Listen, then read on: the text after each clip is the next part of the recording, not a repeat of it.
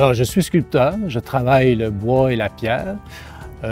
J'ai fait mes études au Cégep de Saint-Jérôme en arts plastiques. Par la suite, je me suis spécialisé dans le travail du bois. Alors, j'ai fait un cours à l'École québécoise du meuble à Montréal. Et puis quand j'ai commencé à réaliser des œuvres, je faisais surtout des masques et des marionnettes, ce qui m'a donné le goût par la suite de fonder une compagnie de marionnettes, qui s'appelle le Marionnettoscope. Alors je faisais des spectacles dans les écoles, dans les maisons de la culture. Puis j'ai fait ça pendant une dizaine d'années. Ensuite, je me suis remis plus à la sculpture vers 2002-2003 et j'ai réalisé des portraits de gens ou des portraits mythologiques, des portraits très réalistes.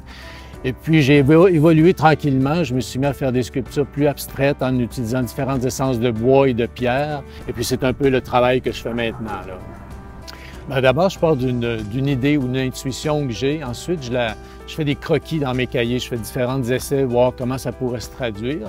Puis par la suite, je fais une maquette en plastiline, une espèce d'argile, de façon à voir à 3 dimensions à quoi ça va ressembler, voir sous tous les angles. Ensuite, je choisis les morceaux de bois que je vais utiliser, les essences de bois.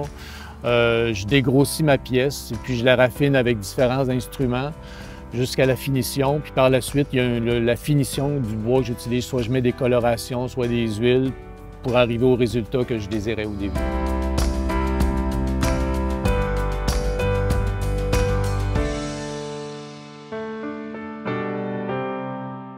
Bien, ce que j'aime dans la sculpture, c'est qu'il y a 2 aspects. Il y a l'aspect où tu as l'aspect inspiration, l'aspect où tu trouves les idées, où tu travailles avec ton imaginaire, tu travailles avec ta fantaisie, ton intuition. Puis il y a l'aspect réalisation technique, l'aspect travail du bois, l'aspect manuel, l'aspect concret. Fait que ce que j'aime, c'est un peu faire le voyage entre les deux. D'un côté, tu as des visions, tu as des inspirations, mais en même temps, il ne faut pas que ça reste une vision, il faut que tu la mettes dans la réalité. Puis ce défi technique-là de réaliser dans la matière ces idées-là, puis de faire qu'ils soient le plus possible fidèles à cette vision que tu as eue, bien, je trouve qu'il y a un défi puis qu'il y a une continuité. C'est pas juste du vent, c'est aussi de la matière. Puis c'est ça que j'aime dans la sculpture.